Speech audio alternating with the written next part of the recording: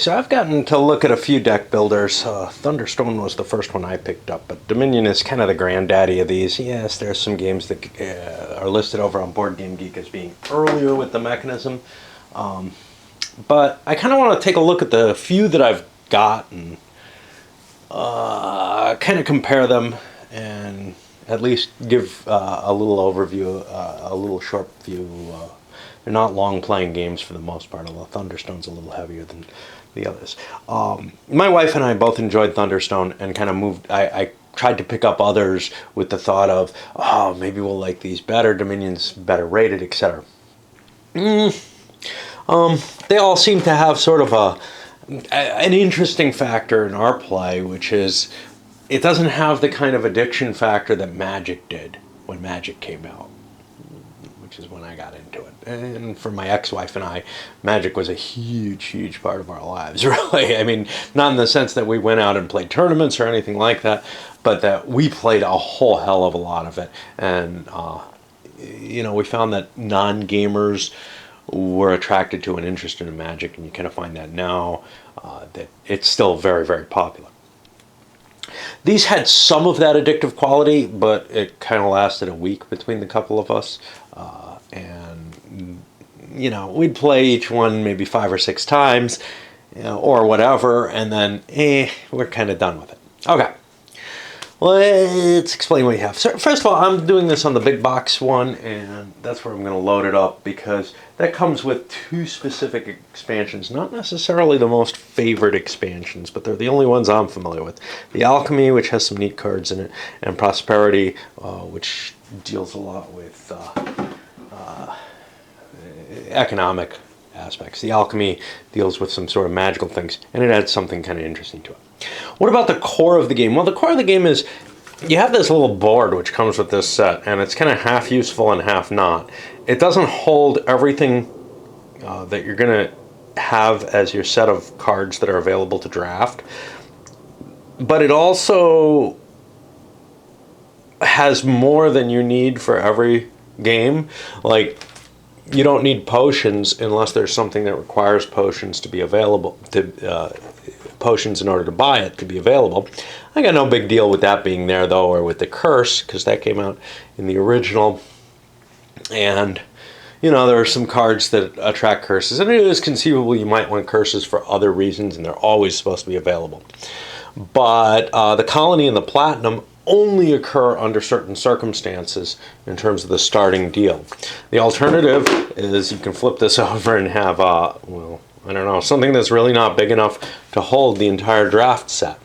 As you can see, this fills up most of it.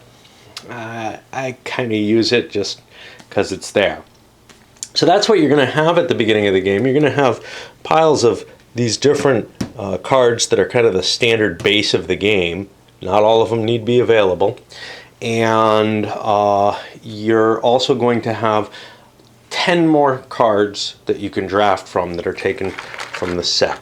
And you'll have a pile of duplicate cards that, presumably you can try to interact. You can try to figure out the best interactions between them and buy up that set. Let's take a look at the rules and try not to destroy the insert. This also comes with a couple of cute little things, some coins, some little victory point markers that work with it, and places to hold those, which are kind of cool. One thing this is nice with is if you're playing like, I play on the carpet, kind of helps a little bit to have a board for it, but it's not big enough to hold everything. So here's your base rules for the game, I believe. No, this is for Prosperity, isn't it? Okay. I think these are the base. And it shows you what you have on each card. So each card in the game has a number of things indicated on it. We'll pull this one out from the base game as well. It has, just to show you what, kind of an action card looks like, I guess. You'll see when I play, and I'm sure there's many, many more on the base Dominion. There's many, many people who reviewed it, covered it, this, that, and the other. I just want it for some perspective here. So, these are treasure cards, and they indicate that if you play them for the treasure value, you get that value for it. And the potion is a special kind of treasure card that has this. Always in this left-hand corner is the cost for an item. So for example, to buy a gold, you would have to generate 6 gold to do it. To buy the remodel, you would have to generate 4, the potion likewise. Okay, all very good there. The action and what are called kingdom cards, which are the 10 cards that you put out separate, they all have sort of an indication of special powers and abilities that happen when they're played. And what you start with is a deck of 10 very simple cards. I think you get 8 coins, maybe 7 or 8, and 2 or 3 of the estates. Probably have it listed here. You know, I play so many things I can't remember this stuff, and it's all pretty unimportant.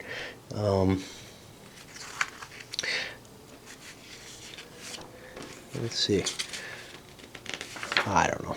It's not worth looking up. If you're interested in that kind of details, you're not really interested in what I have to babble about. Yeah, it's 7 copper and 3 estates, the lowest level victory point card. Now these victory point cards are in general kind of a bone. They're just going to be waste in your hand. But they're important because your goal in the game is to collect up the most of these shields. And having these is pretty crappy. You'd love to have the higher valued ones, but you start with 3 of the cheapo ones, and they're just kind of some chaff in your hand to make things a little more random, because otherwise all you have is your coins. So you're going to have 10 of these cards, you shuffle them up, and, well, you also deal 10 of these. Now the general way that I do this, or that you're supposed to do this, I guess, there's some set decks that are suggested. You could play some drafting techniques where, you know, each player gets to choose a certain number of these out of here, or maybe you deal a certain number of these out and players get to choose which card. But these are basically duplicates of the card with a different back, and what I do is I shuffle these up. This is sort of the base game. Randomly deal 10 of them out. Now, according to the rules of this, well, of the expansions, the first one you draw is going to be important. It's based on the little symbol of what it is. If it's a treasure chest, it's from the Prosperity set, and that would mean that you would play with the Colony and the Platinum in there, if the first of the 10 cards you draw is from that. There are cards from this to handle some of the starting fixed cards that you have no matter what. I tried to come up with some little mods to play with those and kind of gave up on it. I just discard them when they come up now out of the deck. But there are things you could do. We tried one where if one of the base cards comes up, and you know, that means that card isn't in the game instead of being in the game.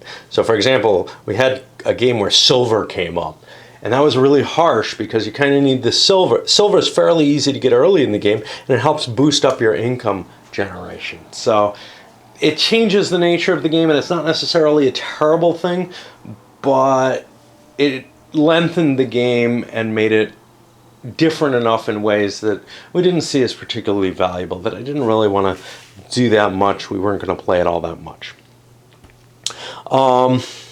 Like I said, your goal of the game is to gather the victory point cards. There's a limited number of those. It's dependent on the number of players in the game. The other cards, all 10 are always available. The kingdom cards, all 10 are going to be available from each set that you draw, except for the victory point cards, which will also be limited by the number of players. And they have some special victory point cards. Okay, so effectively your turn follows the following order. So you get to, you're going to have a handful of 5 cards. You start with 10 cards in the game, you have half your deck. And then you can play 1 card as an action.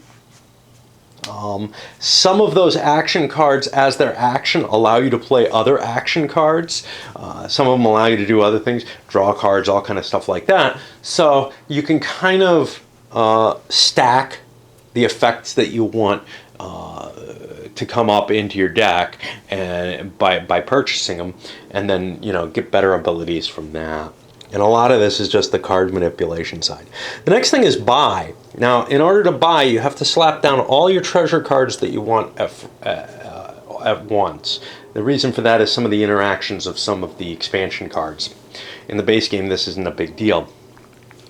And then you count up the amount of gold you have and the amount of potions, if that's an issue. And some of the actions also generate gold for you. And what you do is then you can use that to buy, I believe it's one card. But again, some of the actions allow you to buy multiple cards. You need not play all of the treasure cards in your hand to generate gold. You could just hold, or potions or whatever, you could just hold them back. For example, there are some cards which you don't want to play any copper because they cause a problem. Or you might not want to play cards that you might lose because of it. And then finally you come to a cleanup phase where you discard your hand and you draw a new hand of 5 cards. You shuffle the deck as needed when you need to replenish. And there really isn't a lot more to it than that. The game will end when either in the base game the supply of provinces is empty, or if you're playing with prosperity and the colony platinum combination, if the colonies are empty, either one of them will trigger it, or if 3 of the kingdom decks are empty. Which means if people are not really collecting up the high-valued victory points, if they're having trouble getting money, eventually the kingdom decks all deplete. But there comes a point in the game where you stop building your little engine and you start turning to collecting victory points. I'm very bad at that, and I'll probably tend to play a longer game than I should. My wife beats me about half the time, and it's almost always because she gets the jump on me on the victory points, and I'm busy trying to collect up that super killer deck. And yeah, it's pretty impressive when it comes into play, but it's too late always. I just see this great combo, and she just kind of picks up what seems to work well early on, and then starts cranking points a little faster than I do, and it's all over. There are some other neat things, and you'll see with some of the cards. So some of the cards will do stuff like screw with your opponent's hands, and it generally hits everybody at the table. They'll all have to discard some cards, or maybe their deck gets screwed with in some way. One of the ideas behind the game is trashing cards. Usually, I don't think I saw anything that allows you to trash other people's cards in this set, but usually what you're doing is trashing your own cards, and it often gives you a bonus to do so. So you get kind of 2 positive effects there. One, you can trash cards that have become dead weight. These start out as dead weight, but you kind of want to hold them because they're victory points. But for example, coppers become pretty questionable as the game continues.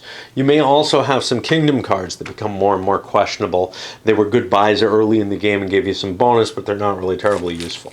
You have cards that give you victory points, and that's why you have these markers. There's the trade card, which allows you to set up a little trade route, and that generates coins, which is why we have these coin markers off the victory point cards. There may be other uses for those coins in some of the other expansions. Or maybe there's a card there that I haven't seen. I haven't played it enough to see all the cards. I think we played a total of 7 times. Whoop. And that's it. I mean, that's what we got out of it. Better than we do off of most games. But there's a certain addictive quality I expect out of this kind of game, just because of the nature of you're not ever playing with the full deck. And this kind of wore that out fairly quickly, but not as quickly as maybe it could have. It wasn't a matter of, hey, we played it once or twice and then said, well, that's it for that. But that's just how we look at games. All right, I'm going to send this up, and we'll start the playthrough. I'm going to probably play in whatever the maximum number of players allowed is, which is what? Looks like it holds 4, but some of these expansions may allow it to hold more. I have to kind of look through. This comes with 8 player mats. Yeah, I don't want to play with 8. I'll probably go with 4 players, just because that's what the base game does. I see no real terrible advantage to having, 8 different people competing in something like this. There's not a lot of stuff you can do that involves diplomacy or cutting deals. There's not really a whole hell of a lot that you can do in terms of hunting the leader in it either. So what interaction you do have in it is generally, I'm hurting everybody at once. All right, let's send it up.